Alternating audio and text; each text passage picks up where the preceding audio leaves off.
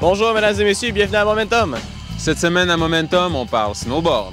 J'ai eu la chance de rencontrer François Boudreau, un jeune homme de Lange-Gardien qui œuvre dans le Big Air et également dans la demi-lune. J'ai également eu l'honneur de rencontrer la toute première fille de passage à Momentum, Anne-Frédérique Grenier, qui nous parle de ses projets futurs. Momentum, ça commence maintenant!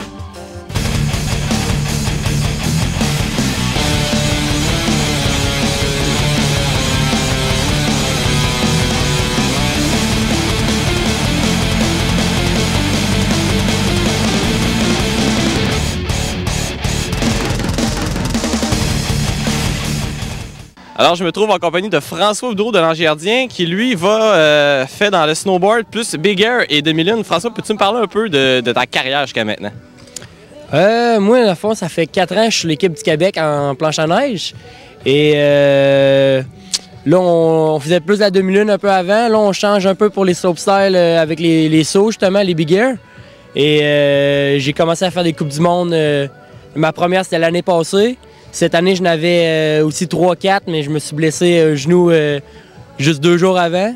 Fait que j'ai pas pu le faire cette année, mais sinon, c'est pas mal ça, là. Pour se rendre aux Coupes du Monde, qu'est-ce que ça prend? Dans le fond, c'est un portfolio qu'on envoie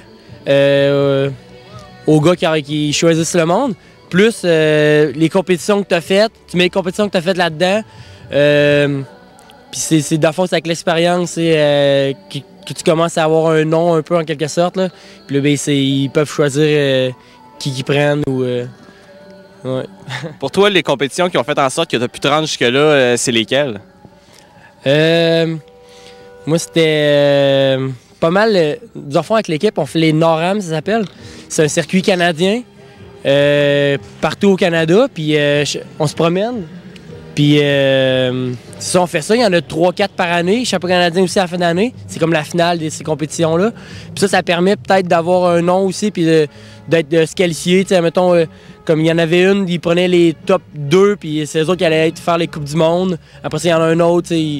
Ça fait qu'en faisant ces compés-là que tu peux avoir ta place pour les Coupes du Monde. Là. Est-ce que le fait de faire partie de l'équipe Québec, ça te permet de bénéficier d'un meilleur encadrement et de te permettre par la suite de mieux figurer aux Coupes du Monde et puis aux compétitions NORAM? Ça, c'est sûr, parce qu'avec l'équipe du Québec, j'ai un coach qui est tout le temps avec moi, puis on se promène tout le temps avec, puis c'est vraiment pratique dans les compétitions. Plus, on est aidé financièrement un peu, pour quand on s'en va ailleurs, parce que ça coûte cher les voyages. Aussi, c'est sûr que ça paraît bien être membre de l'équipe provinciale, ça paraît bien, ça fait un beau nom. Fait que ça nous aide beaucoup pour ces styles de compétition-là. Qu'est-ce que ça prend pour être repêché au sein de l'équipe Québec? Il n'y a pas vraiment des critères spécifiques. Dans le fond, c'est notre coach. Il fait des camps à la fin d'année de sélection. Le monde se présente. Puis dans les compétitions, au fil de l'année, ben, ils remarquent le monde. Puis justement, ils disent de venir au camp de sélection. Puis après, ils choisissent comme 8 à 10 personnes. Là, cette année, on est 8, je pense. C'est pas mal ça. Puis comme là, on est 3 filles, 5 gars. Ça varie comme ça. Là. Pour toi, ça fait combien de temps que tu es membre de cette équipe-là? Ouais, là, c'est...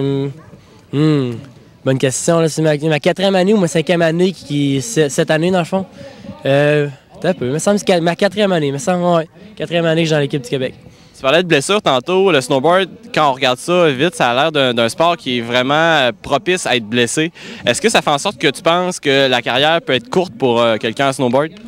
Ça, c'est sûr que oui, parce que ce qu'on fait, nous autres, c'est le freestyle qu'on appelle. C'est tout ce qu'on peut faire, on peut se blesser en faisant n'importe quoi. C'est toujours un peu un petit risque. Puis oui, il y a du monde qui se blesse jeune ou dans des genoux, des grosses blessures qui fait qu'ils peuvent pas rader pendant 1 an, 2 ans, ou plus ça les décourage. T'sais. Puis il y a du monde aussi qui à 20 ans, ils ont plus de genoux aussi ou de quoi de même. T'sais, les genoux sont vraiment... en snowboard, c'est un gros exercice. Là. Justement, toi, tu as une blessure quelques jours avant la Coupe du Monde de Québec cette année. Est-ce que ça compromet ta saison 2010?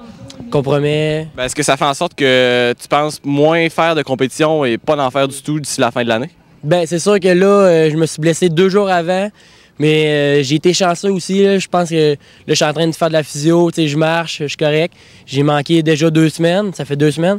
Puis j'en ai encore peut-être 2 semaines ou 3 semaines. Et j'espère revenir en force après, là, mais selon moi, j'ai pas perdu encore mon année, mais j'ai perdu 3-4 belles compétitions là, à Québec. Et justement, j'avais un voyage à Calgary et d'autres Coupes du Monde. Bon, tu as fait des Coupes du Monde. Est-ce que les Olympiques, pour toi, c'est un objectif qui est atteignable dans 4 ou 8 ans? C'est dur à dire parce que, comme je disais tantôt, on faisait du halfpipe, la demi-lune au début, mais là, on a changé pour le slopestyle. Le slopestyle, il n'était pas encore aux Olympiques. Mais en 2013, les prochains, le slopestyle y arrive. Fait que ça, c'est une bonne nouvelle qu'on a eue. Là, ça fait vraiment pas longtemps qu'on suit ça. On a su ça, puis dans le fond, maintenant, c'est ça qu'on vise. On aimerait vraiment aller ça aux Olympiques en slopestyle et non en demi-lune, parce qu'en demi-lune, ça commence à être dur. Puis à Québec, on a peut-être pas les installations, c'est plus dur à en faire en slope. En slopestyle, les Canadiens sont pas mal meilleurs. Puis là, ben, ils vont mettre de l'argent, ils vont faire une équipe canadienne, puis ils vont pouvoir faire des belles compétitions justement pour être qualifiés pour les Olympiques 2013. Donc, le fait que ça soit la première année en 2014 qu'il y ait du slopestyle aux Jeux olympiques, est-ce que ça va faire en sorte que ça va être plus facile ou plus difficile parce que c'est la première fois et tout le monde va vouloir y aller? Ouais, peut-être ça va être. Ouais, il va y avoir plus de monde justement parce que là, le monde ne le savent pas encore, mais l'année prochaine, juste l'année d'avant, le monde ils vont commencer à vouloir y aller, ils vont se forcer, puis ils vont faire des sélections, ils vont faire des grosses compétitions pour sélectionner, aller aux Olympiques, puis justement aux Olympiques, ils en prennent juste 4 gars, maximum peut-être. Fait que c'est sûr, ouais, là, ça va être quelque chose. Donc là, tu vas te remettre de ta blessure. Qu'est-ce que tu vois pour toi au cours des prochaines semaines pour la fin de ta saison? J'ai peut-être pas de gros voyages organisés encore. On a beaucoup de belles compétitions à Québec qui vont se passer. Il y a l'Alternative Snow Mission, la Class Open, le Shakedown, Empire Shakedown. Ça, c'est 3 grosses compétitions à Québec, vraiment le fun puis trippant. Après ça, cet été, je vais retourner au Mont Hood, qu'on appelle, c'est en Oregon. Une place pour s'entraîner l'été. On va faire du snow pendant un mois complet. Puis ça, c'est les plus beaux voyages qu'on peut faire pour un snowboarder. Là. Ben François, merci beaucoup. Ah, merci à toi.